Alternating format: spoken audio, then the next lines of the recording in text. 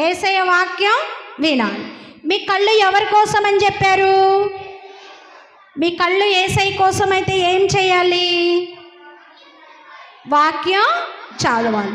వాక్యం చదవాలంటే ఈరోజు ఎవరు అన్నయ్యనో, సండే స్కూల్ ఆంటీనో, అమ్మనో, నాన్ననో అడిగి, ఇదిగో ఈరోజు మేము బీబీఎస్కి వెళ్ళాం కదా, అక్కడ మాకు ఈ కథ చెప్పారు, ఈ కథ బైబిల్లో ఎక్కడుందో మాకు చెప్పరా, ఇంకా ఏమి ఉన్నదో చెప్పరా అని అడగాలి. అలా ఎంతమంది అడుగుతారు చెప్పండి? నిజంగా అడుగుతారా?